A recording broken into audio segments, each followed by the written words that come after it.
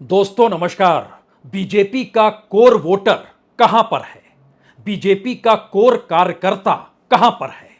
इस दौर में स्वयंसेवक क्यों घर से बाहर नहीं निकल रहा है? इस देश के भीतर में बीजेपी से जुड़े हुए हजारों हजार की तादाद में कार्यकर्ता घर से बाहर क्यों नहीं निकले? उनके जहन में कौन से सवाल हैं और वह इस दौर में किसे अपना नेता मान रहे हैं या आने वाले वक्त में वह किसे अपना नेता मानेंगे जिसके पीछे वह चलने को तैयार हो जाएंगे?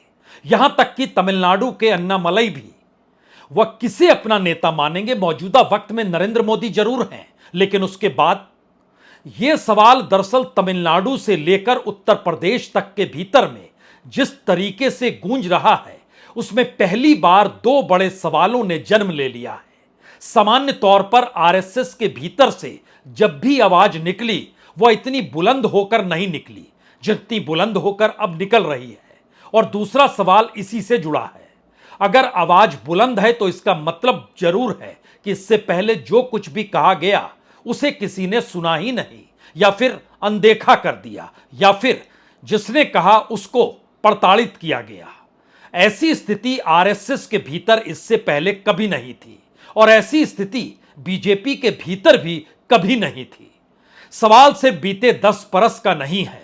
पहली बार सवाल बीजेपी के संगठन, आरएसएस और बीजेपी के बीच तालमेल, आरएसएस के स्वयंसेवकों का राजनीतिक तौर पर ट्रेनिंग का होना, सब कुछ मौजूदा वक्त की राजनीति के चक्रव्यूह में फंस चुका है।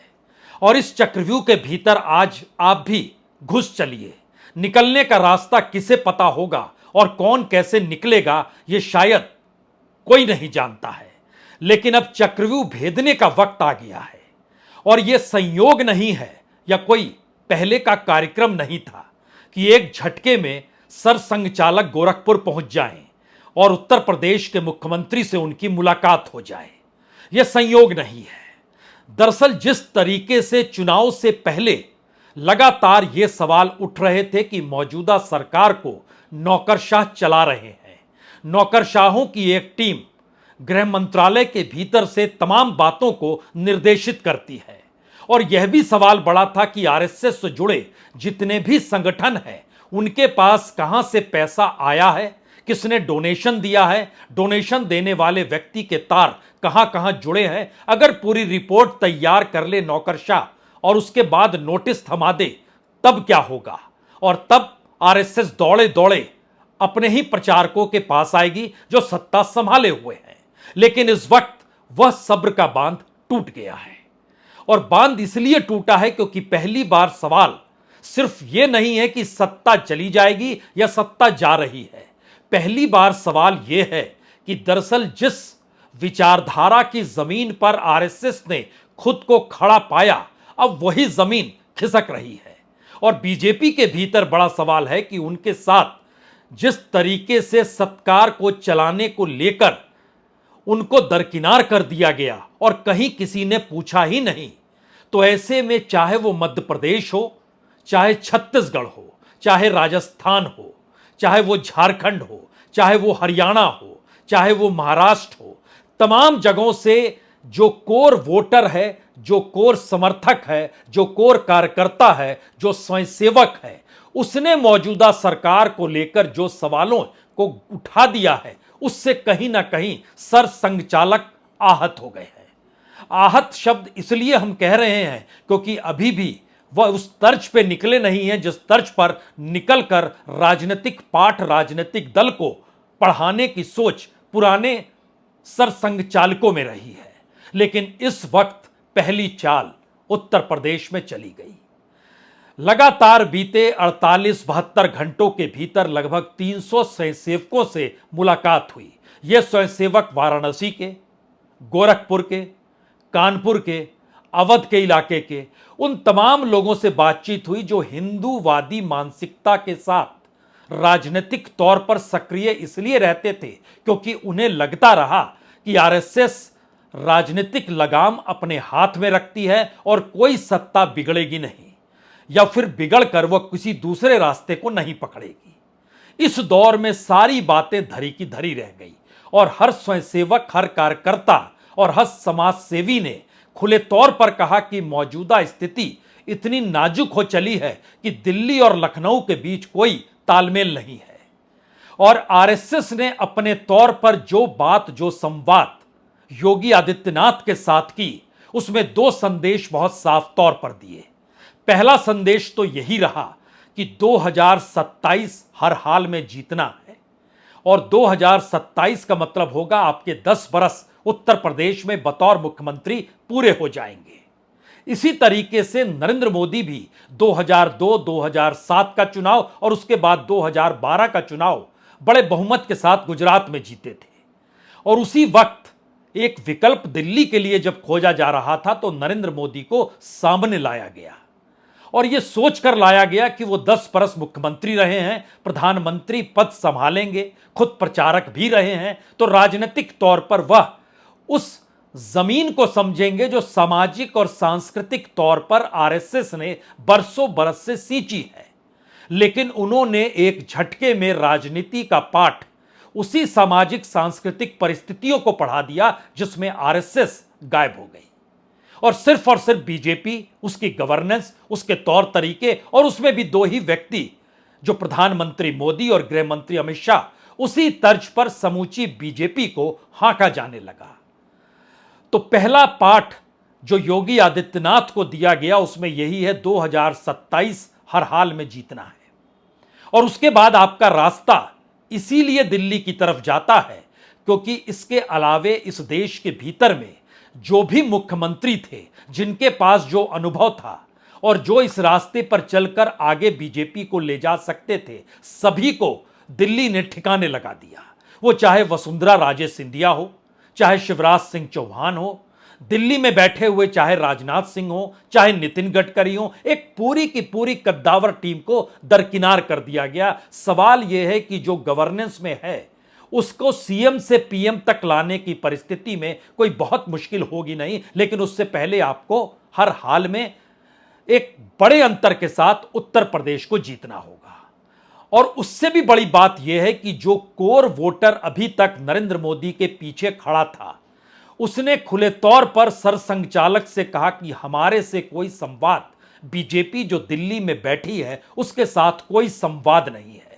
वहां से भेजे गए संगठन महामंत्रियों या फिर कोई भी व्यक्ति जो वहां से आता है वही उत्तर प्रदेश को अपने हिसाब से हाँकने लग जाता है। यानी एक बड़ा शिफ्ट जो आरएसएस के साथ खड़ा हुआ कैडर है बीजेपी का, आरएसएस के स्वयंसेवकों की टीम है, उसमें एक बड़ा शिफ्ट आ रहा है। और एक सक्सेशन प्लान जिसका जिक्र अभी खुले तौर पर निकल कर आया नहीं है, लेकिन उस प्लान की दिशा में संघ बढ़ने को तैयार है, यह मैसेज उत्तर प्रदेश में दे दिया गया है। इसके बाद क्या होगा, यह सवाल इसलिए बड़ा है क्योंकि मौजूदा वक्त में आप अपने तौर पर दिल्ली को डिगाएंगे नहीं, और दिल्ली उत्तर प्रदेश को नहीं डिगाएगी, इसकी गारंटी कौन लेगा, यह सवाल योगी आदित्यनाथ का है। और योगी आदित्यनाथ खुले तौर पर चाहते हैं कि उनके साथ जो दो डिप्टी लगा दिए गए हैं उनको हटाना चाहिए। उनकी कोई जरूरत नहीं है, कोई महत्ता नहीं है। वो चाहे एक वक्त दिनेश सिंह हो, चाहे केशव प्रसाद मौर्य हो, और चाहे इस वक्त में ब्रजेश पाठक हो।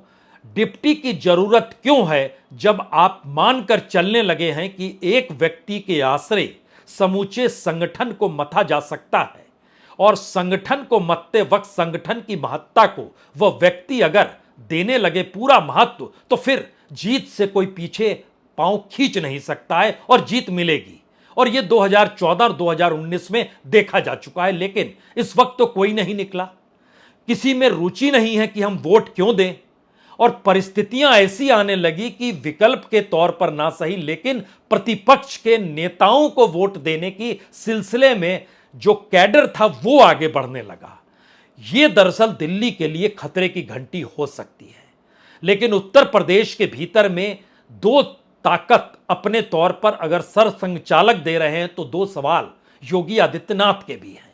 पहला सवाल तो डिप्टी को लेकर, और दूसरा सवाल इसकी कैसे गारंटी ली जा सकती है कि अब जो चुनाव होंगे वो चाहे उपचुनाव हो, चाहे 2027 के चुनाव विधानसभा के हों, उस वक्त में दिल्ली कोई हस्तक्षेप नहीं करेगी।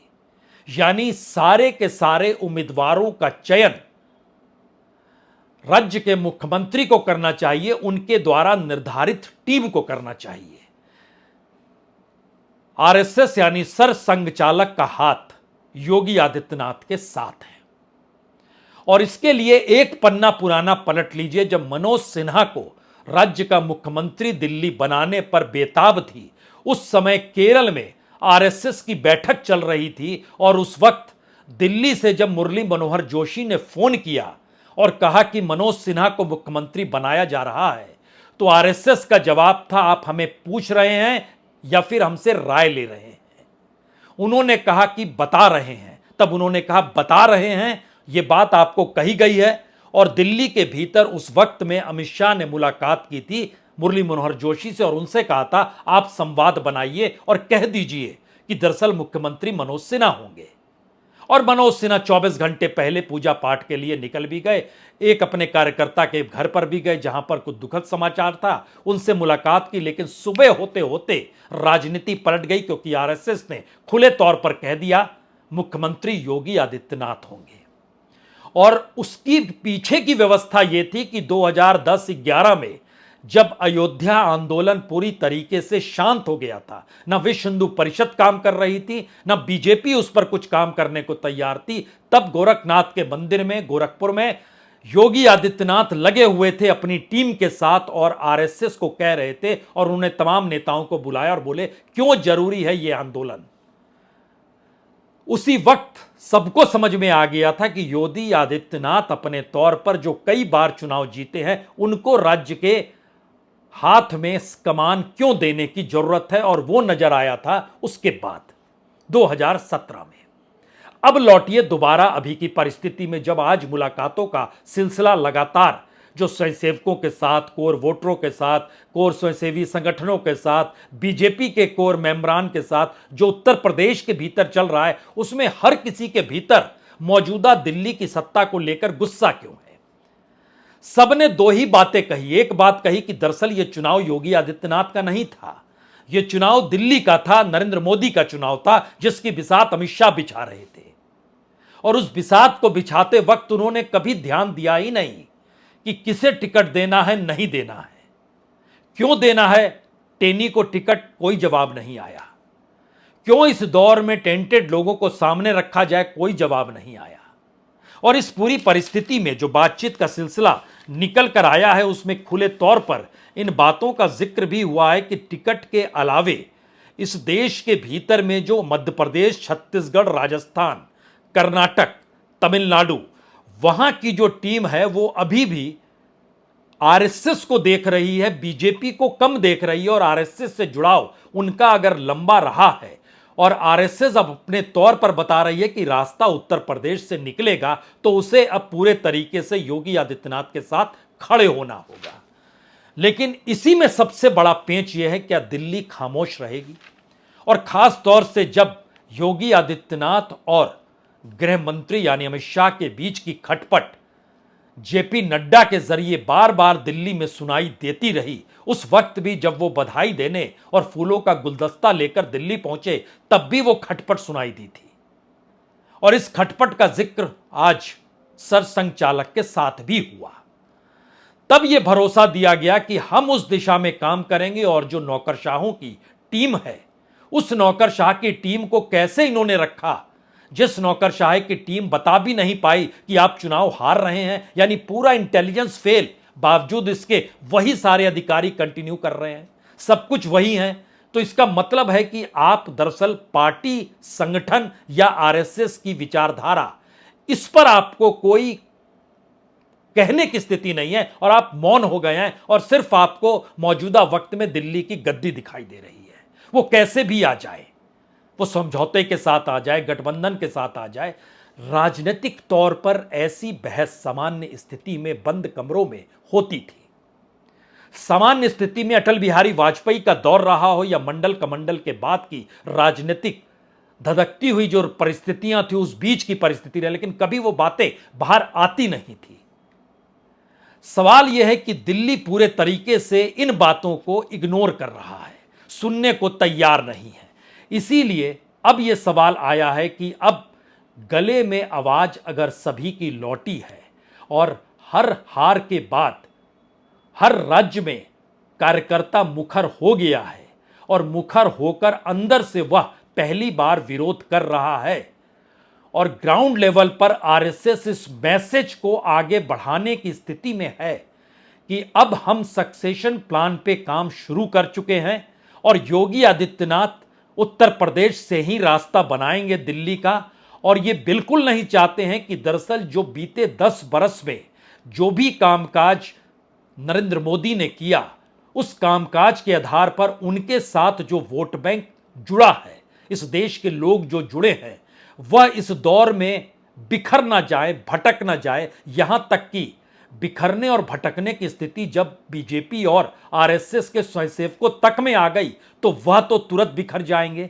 और ऐसे में महाराष्ट्र गया, हरियाणा गया, उसके बाद तो जो मुखर शब्द होंगे वो कैसे टिकने देंगे। और महत्वपूर्ण यहां पर यह भी है कि जो संवाद हो रहा है उत्तर प्रदेश के भीतर में योगी आदित्यनाथ और मोहन भागवत सरसंघचालक का, उस संवाद में आने वाले वक्त में विधानसभा के परिणामों के बाद की उस परिस्थिति पर भी मंथन है, जिसमें इस बात का जिक्र है कि दिल्ली खामोश कैसे रहेगी। गद्दी पाने के लिए संघर्ष और गद्दी नहीं छोड़ने का संघर्ष, दोनों दो अलग अलग परिस्थिति है। गद्दी पाने के संघर्ष में समूचा संगठन, समूची पार्टी, हर धारा विचारधारा साथ लेकर चली जाती है। लेकिन गद्दी ना छोड़ने का जो संघर्ष होता है उसमें ना तो संगठन होता है, ना पार्टी होती है, ना कार्यकर्ता होता है, ना ही कोर वोटर होता है। और यह स्थिति पहली बार निकल कर आ रही है। इसीलिए जरूरी है एक ऐसे प्लान पर काम करना जिसमें देश के अलग अलग प्रांतों के भीतर जो भी आरएसएस के मुखिया के तौर पर मौजूद हैं, वो चाहे प्रांत प्रचारक के तौर पर हो या निचले स्तर पर क्यों ना हो, एक तालमेल की परिस्थिति बनाकर अब सबको समेटने की जरूरत है। और उस समेटने के लिए जो पूरा कार्यक्रम है उसको लिखित तौर पर अब सामने रखने की जरूरत है, जो कि 31 जुलाई को केरल के पक्कड़ में जहां समन्वय बैठक होगी, जिसमें बुलाया जाएगा सबको और उसमें निमंत्रण इस बार प्रधानमंत्री को भी दिया जाएगा। आप भी आइए और समझिए, बीजेपी के अध्यक्ष जो भी रहेंगे कार्यवाहक के तौर पर, मौजूदा जेपी नड्डा आए या तब तक की परिस्थिति क्या बने, यह आप तय कर लीजिए। लेकिन इन बातों को अब समझना है, क्योंकि प्रांत दर प्रांत बीजेपी अपने कोर को छोड़ने को तैयार नहीं है। आरएसएस अपनी विचारधारा को जो उसने लंबे वक्त से राज्य दर राज्य खड़ा किया, उसको वो त्यागने के लिए तैयार नहीं है। और रिजल्ट बहुत साफ नजर आ रहा है कि हरियाणा के भीतर तो गद्दी जा रही है और हरियाणा के भीतर जो दिल्ली से सटा हुआ फरीदाबाद हो या गुड़गांव का इलाका हो, वहां पर भी जो कोर कार्यकर्ता है वह भी घरों से बाहर नहीं निकला है और नहीं निकलना चाह रहा है। यह कैसी राजनीति है जिसमें यह तय हो चला है कि वह वोट दूसरी तरफ यानी कांग्रेस यानी हुड्डा तक को देने को तैयार हो जाए विधानसभा चुनाव में। ऐसी स्थिति भी आ सकती है। यह मैसेज अंदर से हिला रहा है आरएसएस को और अंदर से डगमगा रहे हैं योगी आदित्यनाथ, क्योंकि वह भी यह मानकर चल रहे हैं कि अब घमासान की शुरुआत होगी। और यह कोई नहीं चाहेगा कि हम गद्दी छोड़ दें, क्योंकि दिल्ली में बैठे हुए लोगों को भी लगता है अच्छा हम भी बन सकते हैं। लेकिन इस बात को वो भूलते चले जा रहे हैं कि वह उनको बना बनाया घर जो मिल रहा है वो किराए का घर होगा, अपने तौर पर वो क्रिएट नहीं कर पाएंगे। और शायद इसीलिए जो पूरी पुरानी टीम थी उस पूरी पुरानी टीम को कंटिन्यू रखा गया है, इसी आधार पे कि कोई इस दौर में झटका ना दे और वो पाला ना बदले। और ये पाला बदलने या ना बदलने की परिस्थिति में तीसरी बात जो निकल कर आ रही है वो कहीं ज्यादा चौंकाने वाली है, क्योंकि एक झटके में जिस तरीके से मुख्यमंत्री चुना गया, वो राजस्थान हो, वो मध्य प्रदेश हो, वो छत्तीसगढ़ हो, या एक वक्त जब कर्नाटक में बोमई को लेकर आए थे, या एक वक्त जब गुजरात में सीआर पाटिल के जरिए जो पूरी राजनीतिक कवायद की गई थी, आरएसएस का योगदान कहीं नहीं था। और आरएसएस इस बात को लेकर खामोश रह गई कि दरअसल सत्ता तो है, और जब यह डर दिखाया जाता है कि सत्ता छिन जाएगी तो सत्ता छीनने कौन देगा। लेकिन अब तो उल्टा डर है कि सत्ता पर बने रहने की जो कवायद है उसमें पार्टी ही मैटर नहीं कर रही है, आरएसएस ही मैटर नहीं कर रहा है। तो संकट के इस दौर में यह भी स्थिति है कि राज्य दर राज्य ना सिर्फ गंवाना बल्कि राज्य दर राज्य जो संभाले हुए बीजेपी के लोग हैं, जो पुराने स्वयंसेवक हैं, वो इन मुख्यमंत्रियों को भी समझाएं कि आप मुख्यमंत्री जरूर बन गए हैं लेकिन राजनीतिक तौर पर इतने ताकतवर नहीं हुए हैं जहां पर आप फैसला यह सोच कर ले ले कि दिल्ली की गद्दी पर जो होगा उसी के हक में जो मन चाहे सो कहते चले जाएंगे, और यह सोचेंगे नहीं कि आप खुद कहां से निकले हैं और आपकी अपनी राजनीतिक जमीन, आपकी अपनी कॉन्स्टिट्यूएंसी के भीतर किसके आसरे टिकी हुई है। जब तक दिल्ली मजबूत था तब तक तो यह खेल हो सकता था, लेकिन जब दिल्ली कमजोर है और आप ये सोच रहे हैं कि आपको दिल्ली ने बनाया है तो फिर पार्टी दफन नहीं होने दी जाएगी। लेकिन इसके साथ एक दूसरा सवाल है, इस दौर में जो वोटिंग पैटर्न उत्तर प्रदेश के भीतर नजर आ रहा है और दिल्ली और लखनऊ के बीच का घमासान जो है, वह विपक्ष के तौर पर खड़े अखिलेश यादव को क्या मुख्यमंत्री की कुर्सी तक पहुंचा देगा अगर यह संघर्ष तीखा हो गया। संयोग ऐसा है कि बात इसको लेकर भी हुई क्योंकि किसी ने नहीं सोचा था कि मायावती दृश्य से बाहर है। अखिलेश यादव लगातार खुले तौर पर मुलायम सिंह की तर्ज पर राजनीति करने से बचते हैं, बावजूद इसके जनता खड़ी हो गई और जनता ने अपने तौर पर अखिलेश यादव को सीटें दिला दी। यह कल्पना के परे है कि अगर यह परिस्थिति विधानसभा चुनाव तक कंटिन्यू कर गई तो उसमें कोई बहुत प्रयास अखिलेश यादव को करना नहीं होगा, जनता ही सारे काम कर देगी।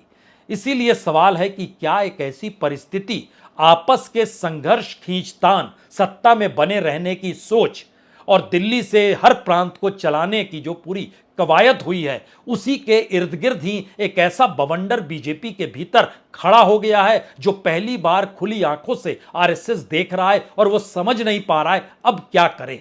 और अब क्या करें की परिस्थिति में उसने माना कि उत्तर प्रदेश की 80 सीटें बड़ी मायने रखती है। यहां पर 30 सीटें क्या गवाई, बीजेपी बहुमत के नीचे आ गई। कल को यहां पर 30-40 सीट ज्यादा क्या पालेंगे, एक झटके में दिल्ली के भीतर कोई दूसरा चुनौती देने को तैयार नहीं होगा। इसीलिए योगी आदित्यनाथ की पीठ पर आरएसएस ने हाथ रखा है। इसीलिए संदेश बहुत साफ है और यह संदेश दिल्ली के लिए है, जहां पर इस संदेश को लेकर हड़कंप मचा हुआ है कि अगर ऐसे परिस्थिति रही तो फिर जो दिल्ली के भीतर का ताना बाना है वो तो बिखर जाएगा। लेकिन सर संघचालक जो बीते 48 घंटों से मुलाकात के बाद 3 बातों को कह रहे हैं, उसमें बहुत साफ है कि उत्तर प्रदेश तक के भीतर अब शाखाएं बढ़ानी होंगी, संगठन को विस्तार देना होगा, अलग अलग प्रकल्प जो चाहे इस दौर में कॉरपोरेट के सीएसआर के पैसे के जरिए ही आते थे, और कॉरपोरेट के सीएसआर का पैसा, कॉरपोरेट मतलब उसकी जो सोशल रिस्पॉन्सिबिलिटी होती है, कल तक वो पैसा सरकार के पास जाता था, सरकार उसके जरिए नई नई योजनाओं को लाती थी। लेकिन मोदी सरकार में एक बड़ा परिवर्तन आया, उन्होंने आरएसएस के प्रकल्पों को पूरा करने के लिए सीएसआर का पैसा डाइवर्ट कराया और यह माना जाने लगा कि देश भर के भीतर अब आरएसएस जो भी प्रकल्प की शुरुआत करती है उसमें पैसे की कोई कमी होगी नहीं, क्योंकि सीएसआर का पैसा, उसका बजट सीधे आरएसएस के पास पहुंच रहा है। बावजूद इसके अगर विदर्भ जैसी जगह और नागपुर जैसी जगह पर वोट अगर बीजेपी को नहीं पड़ रहे हैं तो सवाल है इन प्रकल्पों का क्या होगा और सीएसआर की मनी का क्या लेना देना है। यहां तो पूरी की पूरी नींव हिल गई है, उस नींव को दोबारा पटरी पर कैसे लाया जाए, अब सवाल इसी का हो चला है। और इसीलिए जो आक्रोश हर बात को लेकर है, हर क्षेत्र को लेकर है, नृपेंद्र मिश्रा गोली भी चलवाते हैं मुलायम सिंह के दौर में और वह राम मंदिर ट्रस्ट में भी आ जाते हैं। यह कौन सी परिस्थिति है, यह भी सवाल है। इस दौर में यह भी सवाल है कि पूरी की पूरी आरएसएस एक झटके में राम मंदिर प्राण प्रतिष्ठा के दौर में मेहमान कैसे हो गई, जिनके दरवाजे पर पहुंचकर इनविटेशन दिया जा रहा था और कहा जा रहा था आप आइए। यह कैसी स्थिति आ गई। यह दरअसल उस नींव पर हमला पहली बार आरएसएस मान चुकी है अब, कि दरअसल अब अगर नहीं संभले, और सवाल पहली बार यह नहीं है कि सत्ता के खिलाफ हम खड़े हैं, विपक्ष से ज्यादा बड़ी भूमिका में हम खड़े हैं, यह अटल बिहारी वाजपेयी के समय चल जाता। इस दौर में तो आरएसएस के अपने अस्तित्व का सवाल है, और उसके जो देश भर में फैले हुए स्वयंसेवक हैं और जो राजनीतिक कार्यकर्ता बीजेपी के हैं, उनके भीतर के आक्रोश में वो ये मानकर चल रहे हैं कि छोड़िए इसको, आने वाले वक्त में एक नई लड़ाई लड़ लेंगे, लेकिन इस दौर को हम साथ लेकर चलने की स्थिति में नहीं है। लेकिन आखिरी सवाल और सबसे बड़ा सवाल, क्या वाकई लखनऊ शांति से काम कर पाएगा? क्या वाकई दिल्ली के नौकरशाह जो अभी तक परेशान करते थे उत्तर प्रदेश या योगी आदित्यनाथ को, उनके बीच कोई समझौता हो जाएगा? और क्या वाकई अगर ये स्थिति आती है टकराव और घमासान की, तो क्या आरएसएस सक्षम है कि वो कोई बहुत बड़े कदम उठा ले? जो पुराने धुरंधर हैं आरएसएस के, वो कहते हैं अभी आप जानते नहीं हैं आरएसएस को। अगर सरसंघचालक ने ठान लिया तो उसके बाद जो नजर आ रहे हैं दिल्ली में बैठे हुए बड़े बड़े आईएएस अधिकारी भी, जो मंत्रालयों में बैठे हुए हैं, उनको भी निपटा दिया जाएगा। कल्पना कीजिए कहां तक पहुंच और कहां तक सोच और कहां तक ताकत, और उस ताकत के आश्रय अपने होने का एहसास उस संगठन को है जिस संगठन के अस्तित्व पर संकट किसी दूसरे ने नहीं, दिल्ली की मौजूदा राजनीतिक सत्ता और उसके जरिए निकली व्यवस्था ने पैदा किया है। बहुत बहुत शुक्रिया, बहुत बहुत शुक्रिया।